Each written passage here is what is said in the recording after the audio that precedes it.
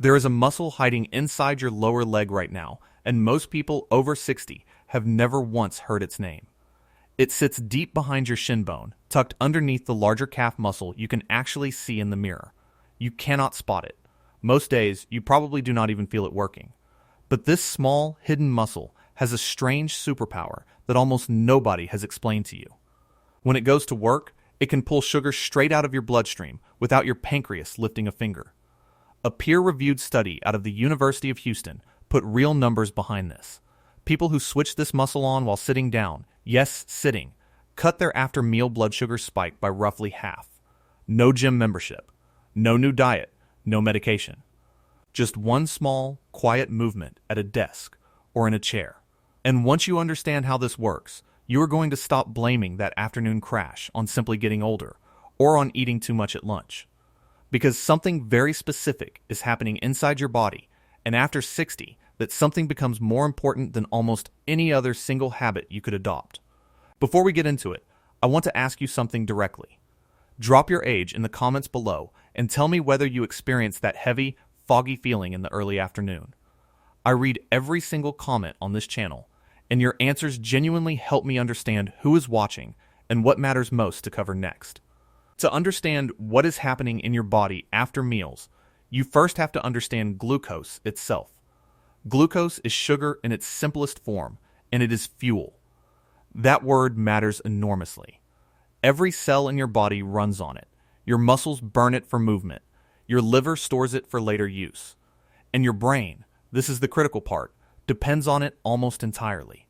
Cut glucose off from your brain for more than a few minutes, and you stop thinking clearly almost immediately. So glucose itself is not the enemy. It is a basic, non-negotiable requirement for staying alive and functioning. The problem is never glucose itself. The problem is what happens when too much of it arrives in your bloodstream too quickly, and your body has nowhere useful to put it. When you eat carbohydrates, bread, rice, pasta, potatoes, anything sweet, and yes, even some fruit, your digestive system breaks all of it down into glucose. That glucose enters your bloodstream. This is completely normal. This is supposed to happen. The trouble begins when a large amount of glucose arrives all at once. Picture a garden hose with the tap turned on gently. Water flows through steadily. The hose holds its shape. Everything functions exactly as it should. Now imagine someone cranks that tap wide open all at once. The hose bulges. The walls strain under the pressure. That is roughly what your blood vessels experience during a sharp sugar spike. Your body notices this surge almost immediately and sends an urgent message to your pancreas, a small organ tucked behind your stomach. The message is simple: release insulin and release it quickly. Insulin is a hormone, and you can think of it as a delivery worker. Its job is to grab glucose out of your bloodstream and shuttle it into your cells, where it can either be used immediately for energy or stored for later. Some of it goes into your muscles. A significant amount goes to your liver, where it gets packed away as something called glycogen, essentially your body's emergency fuel reserve. But here is where the situation becomes genuinely important for adults over 60. If your muscles are already full and your liver storage is already topped off, which happens far more easily after 60, when muscle mass has naturally declined, and you are sitting still on the couch after a meal, your body still has to do something with the leftover glucose. It does not simply discard it.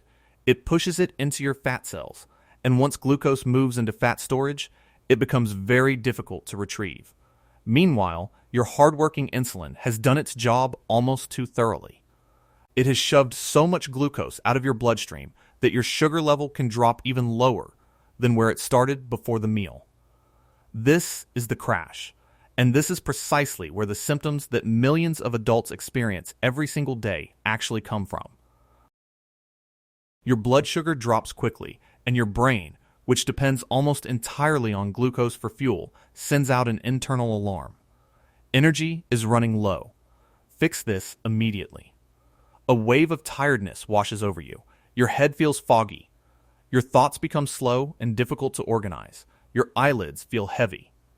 And then comes that very specific, almost desperate craving for something sweet. Right now. A cookie. A piece of candy. a second helping of dessert sitting in the refrigerator. This is not weakness, and it has nothing to do with willpower or self-discipline. It is pure chemistry. Your brain is doing precisely what it evolved to do, protecting itself from running out of fuel by demanding more of it immediately. Sugar rose quickly. Sugar fell quickly. And now your brain has shifted into energy conservation mode, slowing down everything that is not absolutely essential so it can preserve fuel for critical functions. That is what is actually happening when you hit a wall at 3 in the afternoon, and it has nothing to do with simply getting older. I want to tell you about a patient I will call Linda, 64 years old, a retired bookkeeper from Tucson, Arizona, sharp, capable, and alert every single morning. But every afternoon after lunch, she hit a wall. Her head went foggy. She could not focus on the crossword puzzle she used to finish easily. And like clockwork, around 3 o'clock, she walked to her kitchen and reached for something sweet from the pantry. For years, she told herself the same story, that she simply had a sweet tooth, that she lacked discipline in the afternoon. But that was never the truth. Her brain was cycling through the exact same biochemical pattern every single afternoon. The sweet snack pushed her glucose back up, and then it crashed again a short while later. By 6 in the evening, she felt completely drained, even though her actual day had involved nothing physically demanding. She was not exhausted from her day. She was exhausted from a blood sugar roller coaster that nobody had ever explained to her. And every single one of those roller coasters costs your body something. Every spike forces your pancreas to release another burst of insulin. Once, twice, hundreds of times, thousands of times over the years. And eventually, after 60, the bill comes due in a way it simply did not in your 30s or 40s. So what is the long-term consequence of this pattern? Here is the part that matters most. Your pancreas is not an infinite resource. It has a working life, and every excessive insulin release wears it down a small amount. At first, it keeps up effortlessly. Over time, it begins to slow. Eventually, your cells start to ignore the insulin signal altogether. This condition has a specific name, insulin resistance.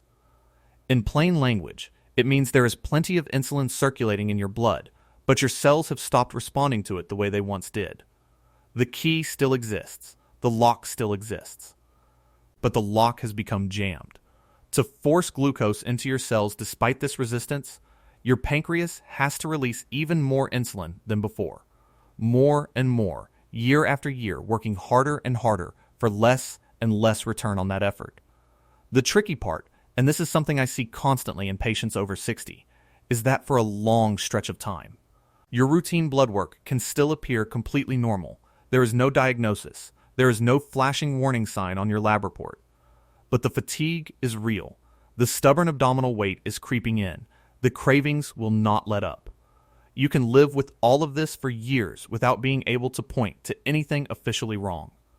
And ironically, this exact moment, when nothing is technically diagnosed yet, is the easiest possible window in which to reverse the entire pattern. I want to tell you about another patient, a man I will call Robert. 67 years old, a retired contractor from Spokane, Washington. Robert came to my office complaining about lower back pain, nothing related to blood sugar at all. But during our conversation, he mentioned, almost in passing, that for the past several years he had been hungry constantly, even shortly after finishing a full meal. We sent him for blood work. His fasting glucose came back at the very top edge of the normal range. Not diabetes. Not even officially classified as pre-diabetes, but to an experienced clinician, that number told a clear story. His pancreas was running near its limit. His reserve capacity was shrinking. The only reason nobody had flagged it earlier was that, on paper, everything still looked technically acceptable. If this process is not interrupted, insulin resistance gradually slides into prediabetes. Prediabetes slides into full type 2 diabetes. And once type 2 diabetes is established, the complications begin appearing. Damage to blood vessels, vision problems, kidney strain, slow healing wounds on the feet. This is not a scare tactic. This is what medical practices across the country observe every single week in patients over 60. But here is the genuinely good news. While your numbers are still within range, all of this can be stopped, slowed, and in many cases meaningfully reversed. And the tool required is far simpler than most people expect. That tool is your own muscle tissue. Inside every muscle cell, there are tiny structures called mitochondria. You do not need to memorize the name. What matters is what they actually do. They function like small furnaces. They pull glucose out of your bloodstream, burn it, and convert it into energy for movement and warmth. While you are sitting completely still, these furnaces run on a low pilot light. They require almost no fuel in that state.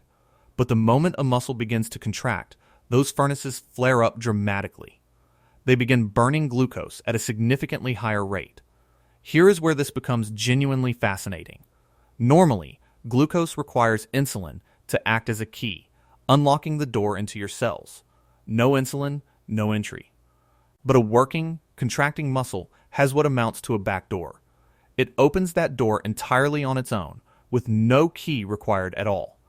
This is a completely separate biological mechanism from the insulin pathway, and it activates the instant a muscle contracts. Glucose flows directly from your bloodstream into the muscle cell. Your pancreas does not even need to become involved. Your blood sugar drops gently. Your insulin stays calm. The entire roller coaster never gets the chance to begin. This is why the 90 minutes following a meal represent the single most valuable metabolic window of your entire day. That is precisely when glucose is rising in your bloodstream. That is the exact moment your muscles can intercept it directly. Before it has the opportunity to be stored away in fat cells, and before your pancreas is forced to fire off another large insulin response. So which muscle performs this job most efficiently? This is where the hidden muscle in your calf returns to the story. On the back of your lower leg, just below the knee, there are two main muscles stacked directly on top of each other. The one you can see, the visible bulge of your calf, is called the gastrocnemius.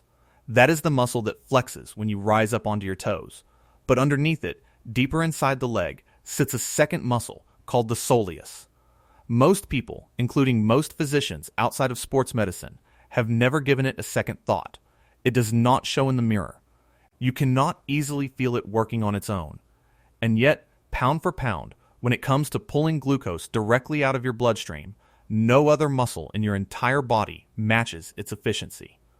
A team of researchers at the University of Houston ran an experiment that genuinely turned heads in the scientific community. Their study was published in the peer-reviewed journal iScience in 2022. They had participants sit in an ordinary chair and perform one very simple movement after eating, lifting and lowering their heels while keeping the balls of their feet planted on the floor.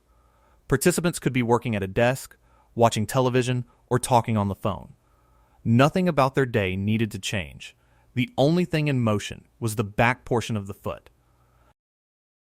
The results genuinely surprised even the research team. The after-meal glucose spike dropped by approximately 52%. Insulin release dropped by close to 60%.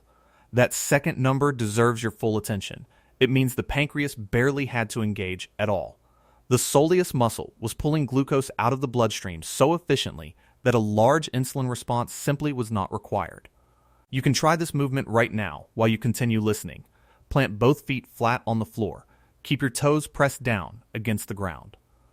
Now, slowly lift your heels upward and let them lower back down. Up, down, at whatever pace feels comfortable to you.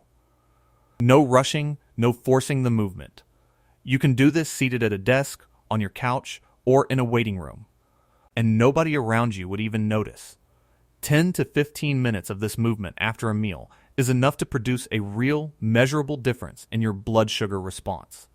For adults over 60 specifically, this matters even more than it does for someone younger. After 40, muscle mass naturally begins declining if it is not actively maintained, a process doctors call sarcopenia.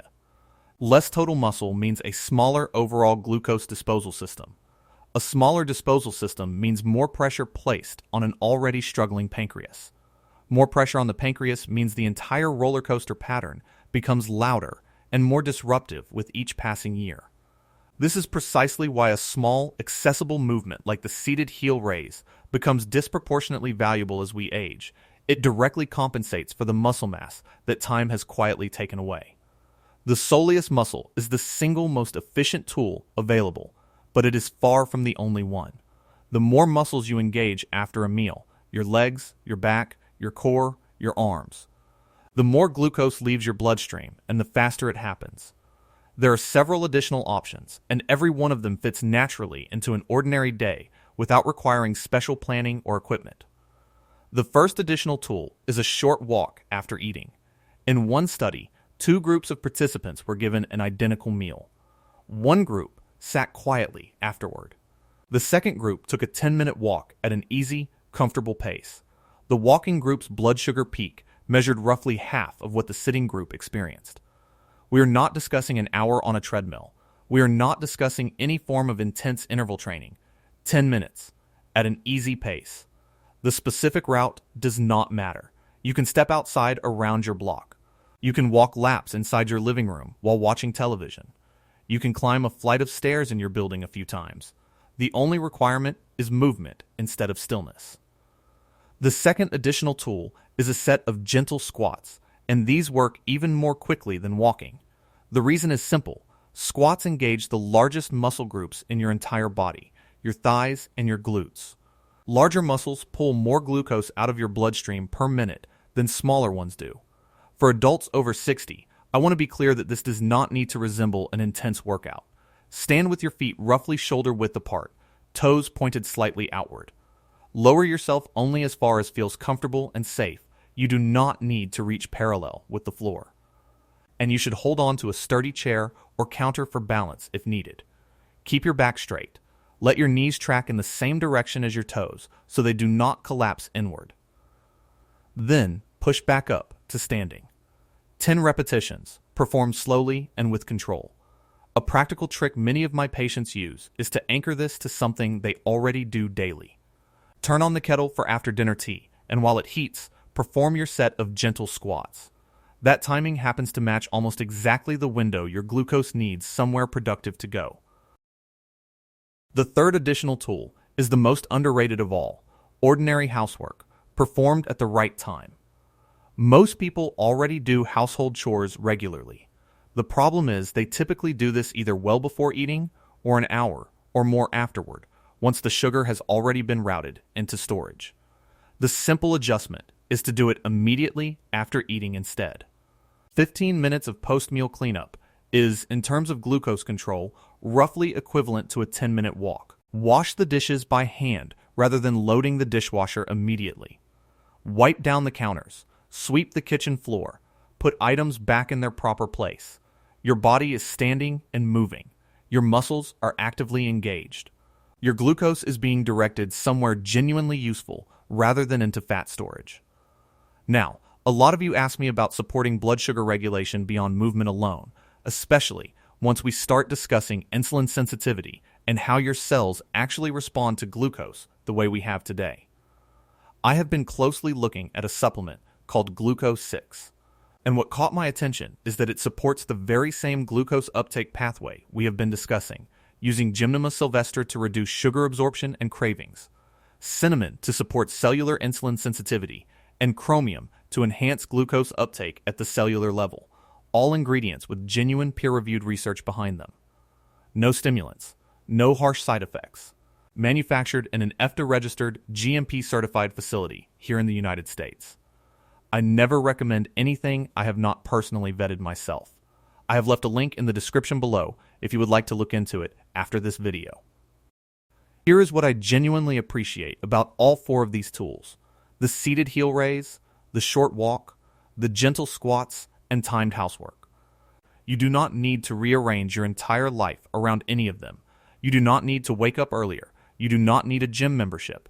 You do not need specialized workout clothing or equipment. You simply stop remaining completely still for 10 to 15 minutes after eating. And if you genuinely prefer to sit, then sit and quietly move your heels up and down while you do. That is the entire intervention. If you found this information useful so far, please take a moment to hit the like button. It costs you nothing, and it genuinely helps this video reach other adults experiencing this exact afternoon pattern who have never had it properly explained to them before. Subscribe if you have not already. We release new evidence-based content every week, built specifically for adults over 60 who deserve clear, accurate information rather than vague generalities about aging. let us bring everything together now, because I want you to leave this video with something clear and genuinely actionable. In the short term, if you begin moving immediately after meals, you will notice a difference within just a few days. That post-lunch fog will begin to lift. Your head will feel measurably clearer in the afternoon hours. Your energy will stop collapsing an hour after eating. And that urgent, almost desperate craving for something sweet will gradually lose its grip on your afternoon. In the long term, you are accomplishing something even more significant. You are removing a substantial portion of the workload from your pancreas. Every time your muscles handle glucose directly through this backdoor mechanism, your pancreas is given a genuine break. Year after year, those accumulated breaks add up meaningfully. That accumulation is the real difference between remaining metabolically healthy well into your 70s and 80s versus slowly drifting toward insulin resistance, prediabetes, and eventually type 2 diabetes. So here is what is genuinely worth doing in practice, starting today.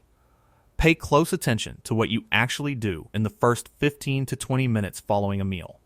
Try the seated heel raise at least once today and notice how you feel afterward. It is worth discussing your fasting glucose number with your doctor at your next appointment, and if it seems appropriate. Asking about an HbA1c test as well, a blood test that reflects your average blood sugar over the previous 3 months rather than a single snapshot. If you are already taking medications such as metformin, or supplements such as berberine or magnesium glycinate that some adults use for blood sugar support, those are conversations to have directly with your physician, who knows your complete health picture, rather than relying solely on a video for that decision. I want you to understand something important before this video closes. You are not too old to make this change. You are not too far along for it to matter. I have watched patients well into their 70s and 80s adopt this exact pattern of post-meal movement and see genuine, measurable improvement in how they feel within weeks and in their lab numbers within months. The body responds to better information and better habits at every age, without exception. It is never too late to give your body the tools it needs to handle glucose the way it was designed to. Now, I want to hear directly from you. Of everything covered in this video, which tool do you think you will try first? The seated heel raise, the short walk, the gentle squats, or timing your housework right after a meal? Leave it in the comments below, along with your age and where you are watching from. I read every single reply, and your honesty genuinely helps the next person who finds this video. If this gave you something real and immediately useful, please subscribe and hit the bell icon so you never miss a new video. We release new content every week, all of it built around the science of healthy aging for adults over 60 who deserve to be treated as the intelligent, capable people they are. Your blood sugar is not your destiny. Your next 15 minutes after a meal are entirely in your hands. I will see you in the next video.